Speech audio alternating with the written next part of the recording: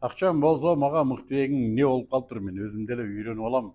Бизнести өзүм эле кылып кетем. Акча болсо берчи мага дегендер бар. Мага келгендердин да көбү ушинтип келет, кээ бирлери келет. Агай, акча болсо бербейсиң, мен бизнести жасайт элем. Анан мен сурайм, эмне бизнес кыласың? Менде бир мощный идея бар дейт. Эмне идея бар? Контейнер ачат, же бир дүкөндү айтат, же болбосо болбогон бир өндүрүштү айтат, каяктагы бир нерсени айтып келет. Себеби буга чейин бизнес кылып көргөн эмес. Бизнес кылып көрбөгөн адамга акча берсең бизнес кылып кете албайт экен. Балдар ашып барса барып бирөөнү туурайт. Бул бир нерсени бир жерден алып үстүнө бир акчаны коюп туруп бир жерден сатуу, муну чайкоочулук дейт. Бул али бизнес эмес. Али бизнес эмес. Бир нерсени өндүрүп жасап койсо эле, бул али бизнес эмес. Аны кардарга сатыш керек али. Койчу, бизнес деген бул мындай көп нерселердин комбинациясы. Мисалы үчүн ошол эле башкаруу стратегиясы болуш керек. Анын ичинде сатуу, маркетинг, анын ичинде койчу өндүрүм менен иштөө, кардар менен иштөөнүн өзүнүн 40тан ашык концепциясы керек. Ушулардын бир комбинациясы нукка коюлса жана кирешеге багытталса, бул бизнес десе болот. И команда иштесе, коллектив жана команда иштесе. Демек, булардын баардыгын ишке салыш үчүн акча жетишсиз. Мисалы, уйдан сүт алыш үчүн биз уйга сүт бербейбиз. Же болбосо кээ бир уйлар бар, эт берет. Эт алыш үчүн уйга этти жедирбейбиз да. Биз уйга эмне кылабыз? Чөп беребиз, жем беребиз, суу беребиз, жетелейбиз, аркандайбыз, кашыйбыз.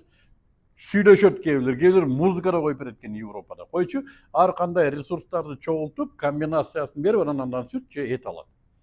Мен да бизнести ушундай элестетем. Билбедим ким кандай ойлойт. Менимче, бизнеске акча салыштан мурда, балким акча да керектир. Сүттү айран кылам десең, кичине уюткуга сүт керек го, айран керек, ошондой балким. Акча уюткуга керектир. Но негизинен бизнестен киреше алыш үчүн ага убакыт бериш керек. Ага күч кубат бериш керек. Ага билим бериш керек. Тажрыйба, ага байланыштар, койчу көп ресурстардын комбинациясы берилип, анан ал бир нукка коюлуп, анан компетенттүү адистер аны тейлей баштаганда бул системаны киреше түшө баштайт. Мен ушуну бизнес деп эсептейм. Демек, бизнести акча менен баштоо керекпи десе, мен биринчи айтам, жок. Акча менен эмес. Бизнести үйрөнүп туруп анан башташ керек. Ошону биз жана бизнес онлайн деген тренингде биз үйрөтөбүз. Онлайнда азыр аябай оңгой, минималдык акча менен, чөнтөктө бар, минималдык акча менен. Анан формулалары күчтүү, и негизгиси интернетте. Эмнеге? Интернетте кардар көп. Кардар көп болсо, демек батыраак үйрөнөбүз.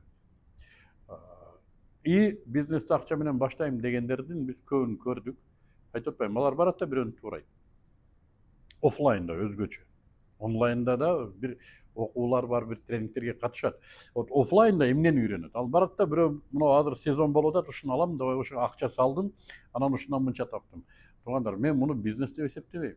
Муну балким инвестиция дейт да. Акча саласың, акчаң акча алып келет. Бул инвестиция деп аталат. Анда сенин иштешиңдин өзү туура эмес. Акчаң иштеп атпайбы? Бизнесте акча эмес, сен жана сенин мээң иштеш керек. Акчаны акча таппайт, сенин мээң табыш керек. Демек, биринчи бул жерде бир начальный капитал болуш керек. Могу жерде баштапкы билим болуш керек. Бизден окугандардын, результат алгандары да мына ошону түшүнгөндөр.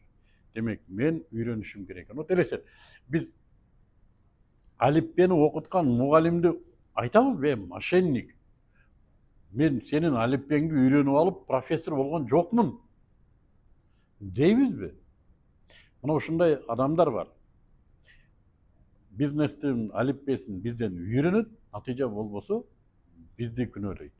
Жок, бул алиппе. Али акчанын кирешеси кайсы, чыгашасы кайсы, кайсы акчаны жесе болот, кайсыл акчаны жесе болбойт, ушуну үйрөнөт. Маркетинг дегендин мыысы кандай жазылат, гысы кандай жазылат, башкаруу кандай жүрөт, ушулардын баардыгын үйрөнсө эле ал миллионер болуп кетем деп ойлойт да.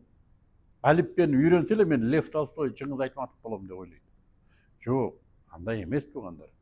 Биринчи үйрөнөт, анан ал ката кетирет, дагы үйрөнөт, дагы ката кетирет. койчу ушинтип отуруп анан бизнеске кирип бизнес менен жашоосу алпурушуп отуруп анан өнүгүүдө. Муну түшүнбөсө баягы мен айткандай алиппени үйрөндүм, эмнеге Толстой болбой атам, эмнеге Айтматов болбой атам. Демек баары бир нерседен башташ керек. Эмнеден баштайт? Бизден баштагыла. Бизнес онлайн тренинги бар. Арзан, убактысы да оңой, каалаган убакытта видеолорду коюп, тапшырмаларын аткарып, суроо жооптор да бар. Группада жакында группа коштук, аны менен иштесеңер болот. Мени менен суроо жооп, түз эфирлер болот ортодо. Ошентип үйрөнгөндөн кийин да андан кийин дагы үйрөнүш керек,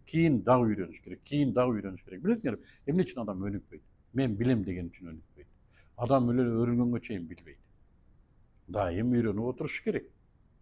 Ошондуктан болду, мен окуп алдым, мен миллионер чото болбой атам, силер алдадыңар мени. Бул туура эмес. Демек бизден окуйм дегендер ылдыйда шилтемеде, описаниеде шилтеме турат, ошол жерден катталып үйрөнүңүздөр, өнүгүңүздөр, байыңыздар, ибаратыңыздарды, жашооңуздардын сапатын, элиңиздерге жардам, ошонун баардыгы ушул акчанын жардамы менен жакшы ишке ашат. Буга бизнес жакшы үлгү түзөт. Так что катышкыла. Ийгилик.